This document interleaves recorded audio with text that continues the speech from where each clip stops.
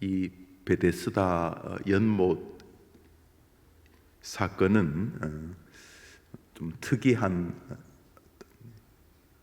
이스라엘의 전설과 예수 그리스도의 병 고침의 기적이 연결되어 있는 내용입니다. 우선 1년에 한 번 천사가 하늘에서부터 이 연못에 내려온다는 것이 어떤 의미를 말하는지는 정확하지 않습니다. 이스라엘에 이제 베데스다라 하는 연못이 있습니다. 거기 이렇게 관광지가 형성되어 있고 또 사람들이 볼 수 있도록 되어져 있습니다. 2000년 전이나 지금이나 물이 흐르고 있다고 합니다. 자, 거기 말 그대로 천사가 내려올 수 있지요. 천사가 내려왔을 것이다, 그렇게 말할 수도 있고, 또 사람들은 1년에 한두 번씩 밑에서 물이 부글부글 또 올라오는 그런 장면을 천사가 내려왔다, 또 그렇게 말할 수도 있었을 것입니다. 그 외에 여러 가지 베데스다 연못에서 물을 먹거나 또 물로 씻거나 혹은 목욕을 하거나 해서 누군가가 피부병이 났거나 또는 심각한 위장병, 속병이 났거나 무슨 특별한 병 나았다는 사람들이 이렇게 있다 보니 이런저런 병을 가진 많은 불치병의 환자들이 베데스다 연못 안에서 늘 들어가 있거나 또 연못 주변에서 그 물을 먹거나 그 물을 바르거나 하고 있었던 것으로 보입니다. 누군가가 내가 베데스다 이 못에서 물을 먹고 몸이 좋아졌다, 그런 이야기들이 전설처럼 흘러서 사람들 가운데 정말 이렇게 회복이 거의 불가능한 의사나 또 병원에서 아이고 당신은 더 이상 병원에 올 필요 없습니다, 우리들이 당신을 고칠 수가 없습니다, 이런 선고를 받았던 분들은 지푸라기라도 잡는 심정으로 이 베데스다 연못 주변에서 늘 있었던 것으로 이렇게 보여집니다. 과거도 그렇지만 지금도 얼마나 아픈 사람이 많습니까? 지금은 그래도 수술한다든지 또 특정한 약들이 개발되어져서 병 고침이 많이 진척되었지만 2000년 전에는 정말로 사람들이 병이 걸리면은 뾰족한 수단이 없지 않았겠습니까? 2000년 전을 말할 것도 없고요, 50년, 60년 전 한국 교회가 막 6.25 전쟁 끝나고 나서 막 세워질 때 예수 믿는 첫 번째 이유가 병 고침이었습니다. 지금이야 구원받고 천국 가고 이런 것도 있지만은 정말 어디 전라도 구석에서 어디 충청도 경상도 구석에서 살아보려고 서울로 다 올라왔는데 먹고 살 것도 쉽지가 않은데 병원비가 있었겠습니까?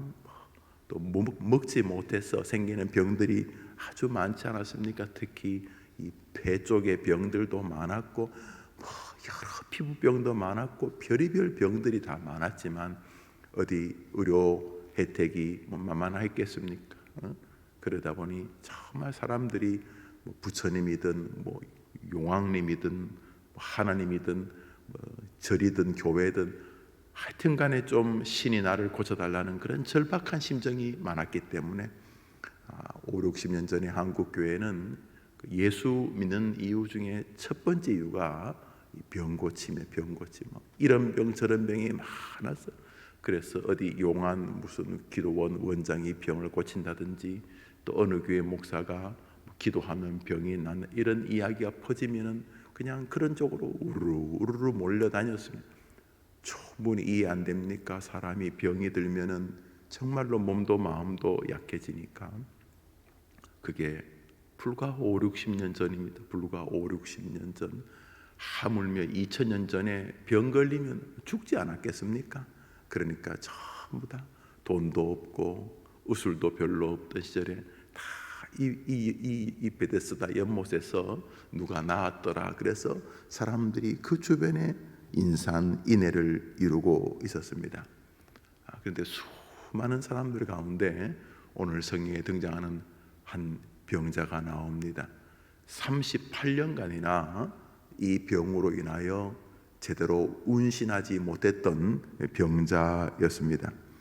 38년이나 몸을 움직이지 못했으니 이게 우리 3년 8개월만 몸을 안 움직여도 다리가 아주 그냥 새 다리처럼 가늘어지고, 사실 사람이 오래 누워 있으면 욕창도 생기고, 이것도 뭐 먹는 것도 변변했겠습니까? 먹는 것도 변변하지 못하고 구걸 형식으로 살았을 테니까 이 뭐 몸은 몸대로 다 망가지고, 또 앞에서 자기 앞에서 두 발로 걸어다니는 건강한 사람들을 보면은 마음까지 나는 왜 저렇게 걷지 못하는가, 나는 무슨 저주를 받았는가 싶어서 몸도 마음도 많이 피폐해 있었을 것입니다. 어느 날 주님이 베데스다 연못을 지나고 계실 때에 38년 된 중풍병자에게 너가 낫고자 하느냐 이렇게 물으셨습니다. 주님이 제자들과 길을 가시다가 그 중풍병자와 눈이 마주친 것 같습니다. 그런데 이 사람은 주님이 낫고자 하느냐 말에 낫고 싶다 말다 이렇게 말하지 않고 그냥 원망이 툭 터져 나옵니다. 우리 성경 말씀 6절과 7절 두 절을 읽겠습니다. 요한복음 5장 6절과 7절 두 절 읽읍시다. 시작. 예수께서 그 누운 것을 보시고 병이 벌써 오래된 줄 아시고 이르시되 내가 낫고자 하느냐. 병자가 대답하되 주여 물이 움직일 때 나를 못에 넣어주는 사람이 없어 내가 가는 동안에 다른 사람이 먼저 내려가나이다. 6절에 너가 낫고자 하느냐 이렇게 말할 때에 이 중풍병자, 이 38년 동안 병든 이 사람이 말하기를 주여 물이 움직일 때 나를 못에 넣어주는 사람이 없어 내려가는 동안에 다른 사람이 먼저 내려가나이다. 이 사람이 지금 낫고자 하느냐, 얜 정말 낫고 싶습니다, 이렇게 말하거나 아이고 38년이나 됐는데 낫기는 뭘 나아요. 그냥 올 때 갈 데 없고 여기 오면은 그래도 병자들도 오고 날마다 새로운 병자들이 저 시골에서 이 연못 소식 듣고 오니까 올 때 그냥 가족들이 그래도 뭐 먹을 거라도 좀 챙겨주고 하니까 먼저 와 있는 선배라고 또 오는 사람이 뭐 부침개라도 좀 뜯어서 주고 그래서 그냥 그래 사는 거지 뭘 뭐 낫고자 하겠습니까? 뭐 이렇게 말하지도 않고 이 사람은 내가 물이 동할 때 천사가 막 임했다고 하여튼 물이 부글부글 거리든지 등안에 물에 특별한 현상이 벌어질 때 내가 막 급하게 움직이지도 못하는 마음 끌고 기어서 가려고 하면 다른 사람이 먼저 연못에 들어가 가지고 나는 그런 기회를 얻지를 못합니다. 이렇게 말합니다. 그러니까 이 내용 안에 불특정 다수에 대한 원망이 이렇게 있고 또 서운함도 있고 또 불편함도 있어 보이지 않습니까? 그렇지만 이 사람 마음 안에 병 낫는 유일한 길로서 가지고 있는 정신 생각이 무엇입니까?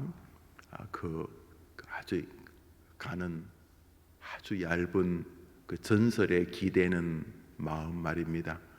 너가 낫고자 하느냐?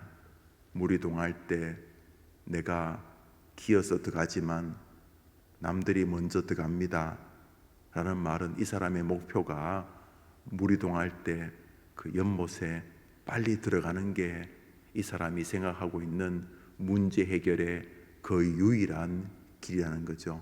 그래서 너가 낫고자 하느냐 이렇게 말할 때 선생님 주여라는 게 구주를 말한다기보다는 지금 부탁하는 겁니다. 뭘 부탁합니까?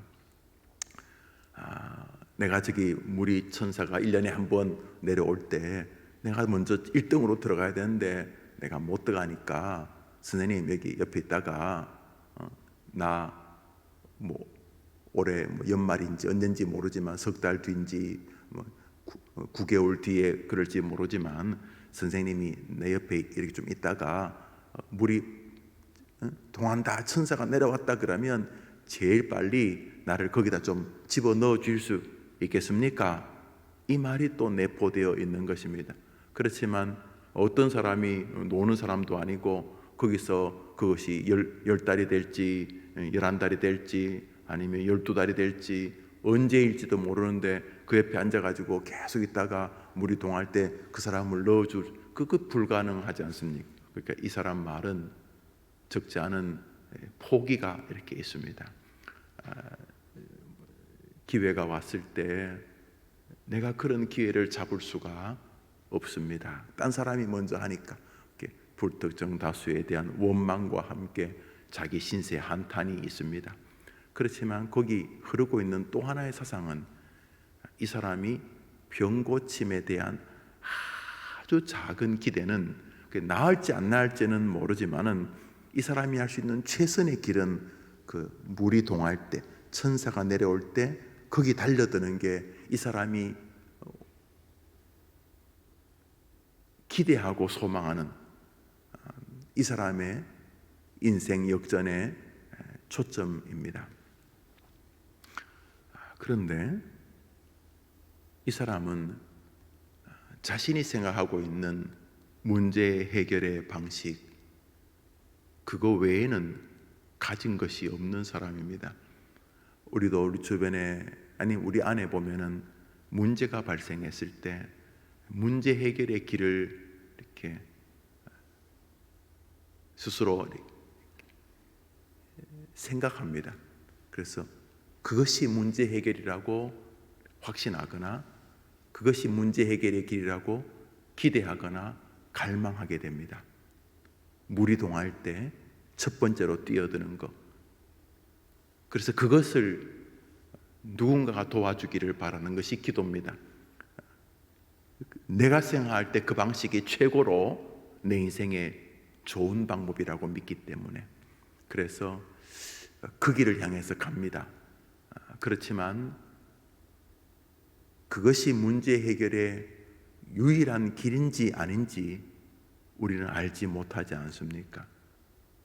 열심으로 무언가를 하는 것을 그래서 그 자리에 도달하는 것이 행복이라고 생각하고 있는 우리 시대의 목표지향적 삶 얼마나 많은 사람들을 슬픔과 극단적인 자리로 몰아갑니까?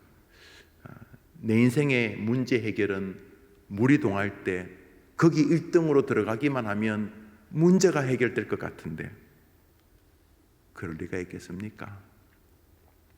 그 사람이 그렇게 말할 때에 예수님께서 일어나 내 자리를 들고 걸어가라 하시니 그 사람은 물이 동할 때를 기다릴 필요도 없고 물이 동할 때 자기가 제일 먼저 못 가고 다른 사람이 먼저 들어갔다고 원망할 필요도 없었습니다. 그 사람은 예수 그리스도를 만나기만 하면 문제가 해결되는 길을 몰랐습니다. 예수님이 어느 날 그 사람 앞에 오셨습니다. 그리고 말씀하셨습니다. 자, 힘내라. 나하고 같이 연못으로 들어가 보자. 그러지도 않으셨고 주변에 용한 의사를 소개해 주지도 않으셨습니다. 이 사람은 한 번도 생각해 보지 못했던 자기 인생의 축복의 방법을 자기 눈으로 지금 목도하고 있습니다. 그것은 아주 단순했습니다. 주님의 음성을 듣고 순종하는 것이었습니다. 일어나 내 자리를 들고 걸어가라 하시니 오직 그 한마디 있었습니다. 우리 한번 따라 해볼까요? 일어나 내 자리를 들고 걸어가라. 9절에 그 사람이 화답합니다. 우리 9절을 읽읍시다. 요한복음 5장 9절입니다. 시작. 그 사람이 곧 나아서 자리를 들고 걸어가니라. 그 사람이 일어나 내 자리를 들고 걸어가라 하시니 그 사람이 곧 나아서 자리를 들고 걸어가니라. 이 사람 계속 원망했던 것이 의미 없는 원망이었다는 것을 보게 됩니다. 물이 동한다는 소식을 들을 때마다 이 사람은 늘 자괴감을 느끼지 않았겠습니까? 38년이든지 30년이든지 10년이든지 5년이든지 말입니다. 야, 물이 동한다 소리를 듣는 순간 이 사람은 또 낙심하지 않았겠습니까? 자기에겐 늘 기회가 안 왔기 때문에. 이 사람은 그럼에도 불구하고 그 미지의 파랑새를 향해서 그러기만 하면 내 인생이 행복해질 텐데, 그렇게만 되면 내 인생이 행복해질 텐데, 그런 동안 반비례하며 남을 원망하며 자기를 원망하며 살아오지 않았겠습니까? 그것이 유일한 행복의 길이라고 믿으면서 말입니다. 그런데 오늘 이 사람은 전혀 다른 방식으로 인생의 행복을 얻게 됩니다. 무엇입니까? 예수님을 만나는 것입니다. 예수님의 음성을 듣는 것입니다. 예수님의 음성에 순종하는 것입니다. 오직 한 분, 예수 그리스도, 그분 말입니다. 그분이 그에게 나타나서 말씀하셨습니다. 내 자리를 들고 일어나 들고 걸어가라. 장난칩니까? 농담하십니까? 그렇게 하지 않았습니다. 그 음성을 듣는 순간 자기 안에 무언가 새로운 힘이 솟는 것을 느꼈을 것입니다. 그 음성을 듣는 순간 몸이 낫기 시작하는 것을 느꼈을 것입니다. 38년 동안 해보지 못했던 일을 할 수 있는 몸의 변화가 생겼습니다. 이제 이 사람이 해야 될 일은 무엇이냐 하면 그 말을 순종하는 것입니다. 일어나 내 자리를 들고 걸어가라. 자리를 들고 걸어가는 것은 이제 이 사람의 몫이 되었습니다. 그 사람이 곧 나아서 자리를 들고 걸어가니라.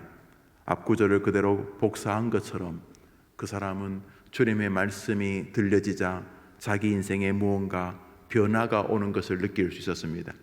그러나 많은 사람은 변화가 오는 것으로 끝을 냅니다. 그 사람은 그 자리를 들지도 않고 걸어가지도 않습니다. 그런데 이 사람은 주의 말씀을 듣고 자기 몸에 변화가 있는 것 같은 것이 느껴집니다. 성경을 읽을 때 이런 현상이 벌어집니다. 설교를 제대로 들을 때 이런 현상이 벌어집니다. 자신의 마음 안에 무언가 미세한 혹은 강력한 변화의 조짐이 자기 안에 옵니다. 말씀의 힘이요, 성경의 힘입니다. 자, 그 말씀이 자신에게 들려질 때에 이제 이 사람은 그 말씀을 듣고 자신의 현재의 모든 처지를 더 이상 원망하지 말고 거기 깔아 뭉개 있지 말고 그 침상을 들고 일어나 걸어가는 어느 헌신과 순종이 필요한데 이 사람은 그렇게 하였습니다. 주변 사람들이 방해할 수도 있습니다. 이 사람에게 방해한 것은 그날이 안식일이었다는 것입니다. 안식일 날은 어떤 일을 하지 않는 것이 이스라엘의 전통입니다. 이 사람은 자신의 오래된 병도 한계를 가졌지만은 그날이 안식일이라고 하는 주변 사람들의 따가운 눈총도 이 사람에게는 부담이 되었을 것입니다. 왜냐하면 이 사람이 안식일에 나왔다고 많은 사람이 예수님에게 돌을 던지기 때문입니다. 아주 악한 사람들입니다. 아픈 사람이 낫는 것에 별 기대가 없고 자기들이 신주단지 모시듯이 뭘 중요하게 여기는 자기들의 율법을 영혼보다 더 앞서 세우는 아주 몹쓸 사람들이지만 그럼에도 불구하고 공격은 공격입니다. 이 사람은 안으로 육신의 한계라는 곤경이 있었지만 주변 사람들, 관계, 형편, 또 환경이라고 하는 그런 어려움도 있었습니다. 우리가 믿음의 길을 걸어갈 때 마찬가지입니다. 내적인 고난이 있는가 하면 외적인 압박이 있습니다. 어떤 믿음의 길을 걷는 사람도 예외가 아닙니다. 자신의 죄성과 자신의 한계에서 오는 약함이 있는가 하면 주변 환경과 여건에서 오는 어려움이 있습니다. 어떤 믿음의 사람도 마찬가지입니다. 그러나 이 사람은 주님을 만나 주의 음성을 듣고 그 음성에 작은 실천을 하는 동안 역사의 귀한 주인공이 되고, 이 사람은 훗날 주님을 따른 귀한 종이 되었다는 기록들이 여러 곳에서 발견됩니다. 오늘 우리가 승리하는 길이 여기 있습니다. 주님의 말씀을 듣는 것입니다. 그 말씀에 내가 할 수 있는 작은 실천의 길을 여는 것입니다. 저는 지난 주일 3부 예배 시간에 사명이 끝나기 전에는 이라는 제목으로 말씀을 드렸습니다. 내용은 아주 단순하고 간단합니다. 풍랑이는 배 위에서 모두가 다 죽음의 공포에 질려 있을 때 바울 역시 크게 예외가 아니었던 것 같습니다. 그때 주님께서 바울에게 나타나 두려워 말라, 너가 가이사 앞에 서야 하겠고 라고 말씀하셨다고 하는 본문을 가지고 설교를 했습니다. 기억하실 줄 압니다.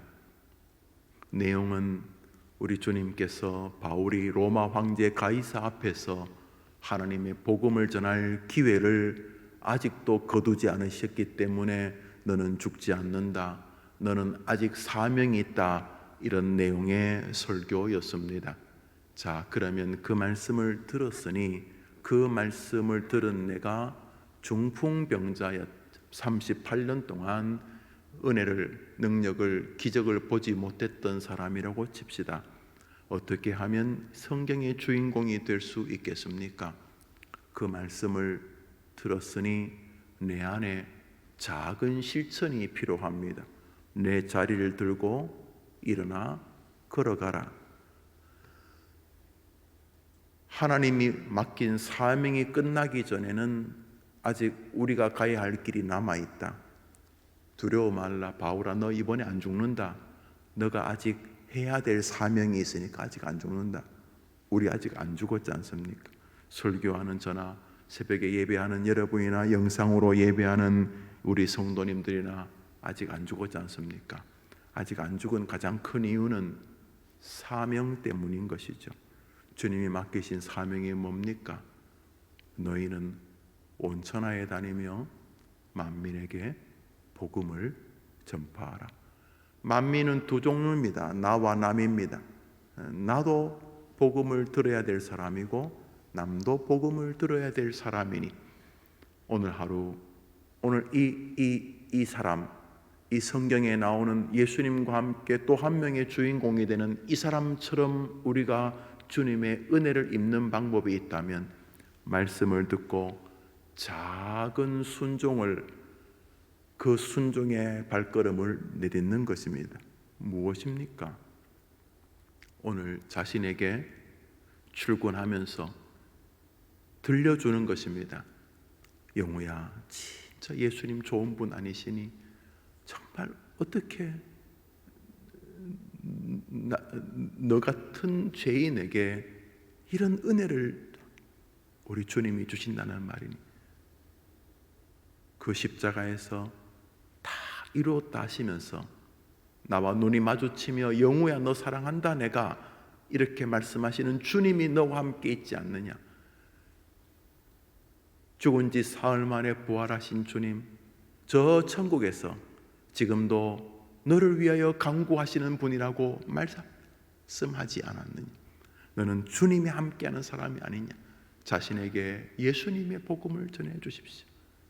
주님이 어제 그렇게 목사를 통해 내게 들려주셨으니까 또 작은 실천, 아침에 등교하는 아이들에게, 아침에 출근하면서 손을 흔드는 부모님에게, 엄마, 아들아, 딸아, 예수님이 너무 정말 귀하다. 그분이 영원전에 너를 계획하셨고 십자가에서 너를 위해 죽으셨고 십자가에서 엄마를 위해 부활하지 않으셨습니까? 엄마, 오늘 엄마, 하나님이 엄마와 함께 하실 거예요. 딸아, 아들아, 오늘 너가 이 아비와 함께 하시는 주님이 너와도 함께 하는 거 너가 알 거다. 가족들에게 복음을 전해 주십시오. 오늘 만나는 사람들에게 지혜롭게 어떤 사람에게는 직선적으로, 어떤 사람은 좀 부드러운 선을 그으면서 복음을 전해 주십시오. 그 사람들에게 커피 한잔 할까요? 그래요. 지난주에 제가 교회 다니잖아요. 지난주에는 교회 다녔는데 오늘 지난주에는 그 선생님들과 대화하면서 참 많은 위로를 받았어요. 서로 이렇게 우리는 정원이라고 있는데 식구들이 모여서 또 전도회가 모여서 서로 대화하는데 참 많은 위로를 받았어요. 그럼 옆 사람이 그러냐고, 참 교회에서 그런 교제하면 좋겠다고, 정말 좀 힘들었는데 그 대화하고 또 어떤 분이 저를 위해 기도해 주는데 그 힘이 나더라고요. 또 지난주에 목사님 설교를 듣는데 정말 너무 힘이 났어요. 한번 꼭 우리 교회 목사님 설교 한번 들어보세요. 그러고 저는 제 생에요, 이 직장 온 것도 너무 큰 축복이지만 저는 어떤 계기로 참 예수를 믿은 게 정말 너무 기뻐요. 선생님 얼른 잘 이해 안 되시죠? 정말 예수 믿 나도 옛날에 좀 교회 나가본 적 있어요. 우리 집사람이 교회를 다녀요. 우리 어머님은 고사님이셨어요. 이런 이야기를 하는 동안 조심스럽게 예수님을 전해 보십시오. 그게 누구냐? 오늘 성경에 나오는 이 주인공인 것입니다. 오늘 하루 날주를 통해서, 설교를 통해서, 여러분이 기도하는 동안 주님의 응답을 통해서 주님의 음성을 들으시고 그 음성에 작은 순종으로 여러분의 신앙의 삶을 쌓아갈 때 하나님께서 여러분을 향해 영혼의 미소의 은혜와 삶의 복으로 함께 하실 줄 믿습니다. 날주를 할 때에 여러분들이 4개의 본문을 같이 상고하는 것도 유익합니다. 그러나 많은 분들이 전문적으로 신학 공부를 하지 않으셨기 때문에 굳이 그렇게 꼭 본문들을 서로 연결하려고 하는 어려움을 굳이 가지지 않으셔도 된다는 말씀을 오늘 잠시 말씀을 통해 드려보고 싶습니다. 오늘 저는 여러분들과 갈라디아서도 읽지 않았습니다. 잠언도 읽지 않고 요한복음 한 장을 잠시 상고했습니다. 이렇게 요한복음 한 장을 여러분이 여러분의 하나님과 상고하시면 됩니다. 조금 더 성경을 함께 묵상하고 싶으면 오늘자 성경 말씀을 조금 더 묵상하셔도 되겠습니다. 그래서 성경을 읽으시다가 이 본문과 이 본문 사이에서 굉장히 유사한 교훈이 내게 있다 그러시면 어차피 여러분이 누군가의 것을 설교할 건 아니지 않습니까? 그러니까 여러분의 날조 노트에 여러분의 생각으로 은혜를 적으시면 됩니다. 너무 두려워하지 마시고 다른 책 참고하실 것 없고 제일 좋은 선생님은 성령님이고 여러분이 성경을 마음을 열고 읽으려고 하면 성령님은 옆에 와 계십니다. 너무 걱정 안 하셔도 됩니다. 그래서 여러분이 성경을 한 장 한 장 읽으시면서 우리 맥체인 일기표로 우리 날조로 한 4장 5장을 읽다 보면은 그것이 아름답게 여러분에게 교리적으로 신앙적으로 공통적 관점으로 쌓여질 것입니다. 오늘은 성경 한 장을 여러분과 한번 나누어 보았습니다. 날조에 대한 부담이 아니라 날조에 대한 기대가 여러분에게 늘 있게 되기를 바랍니다. 주님 가르친 기도로 우리 예배를 마치고 자유롭게 기도하며 하루를 시작하겠습니다. 하늘에 계신 우리 아버지여, 이름이 거룩히 여김을 받으시오며 나라의 임하옵시며 뜻이 하늘에서 인같이 땅에서도 이루어지이다. 오늘날 우리에게 일용할 양식을 주옵시고 우리가 우리에게 죄 지은 자를 사하여 준 것 같이 우리 죄를 사하여 주옵시고 우리를 시험에 들게 하지 마옵시고 다만 악에서 구하옵소서. 대개 나라와 권세와 영광이 아버지께 영원히 있사옵나이다. 아멘. 우리 기도합시다.